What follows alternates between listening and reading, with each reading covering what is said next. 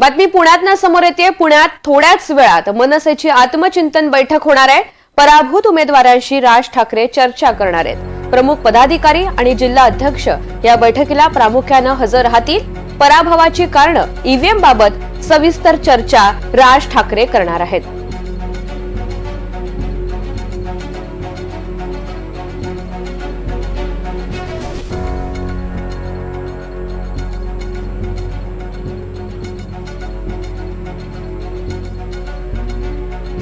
प्रतिनिधी अविनाश पवार आपल्याला या संदर्भात अधिकची माहिती देणार आहेत। अविनाश, अगदी थोड्याच वेळात मनसेची आत्मचिंतन बैठक होती। या बैठकीचा नेमका अजेंडा काय? आज नेमकं काय काय घडेल?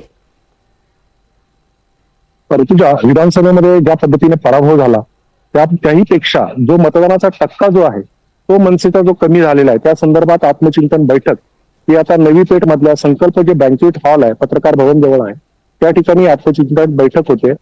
या आत्मचिंतन बैठकीसाठी संपूर्ण जिल्ह्यामधून पदाधिकारी असतील, त्यासोबतच कार्यकर्ते असतील, हे मोठ्या प्रमाणात येणार आहे। निश्चितच या विधानसभेमध्ये जसं नाशिक असेल, पुणे असेल, मुंबई असेल, या ठिकाणी जिथे जिथे त्यांचं प्राबल्य आहे त्या ठिकाणी जो मतदानाचा टक्का घसरलेला आहे, एकूणच विधानसभेमध्ये जो पराभव झालेला आहे त्याची कारणं आणि एकूणच ईव्हीएम मशीन संदर्भात सुद्धा ते इथं बोलण्याची शक्यता आहे।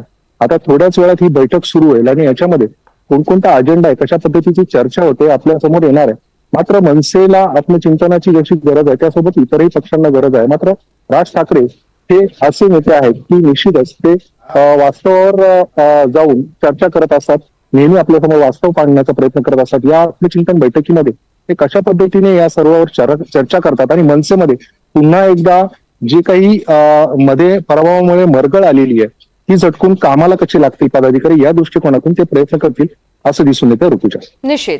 अविनाश, धन्यवाद सविस्तर माहितीसाठी।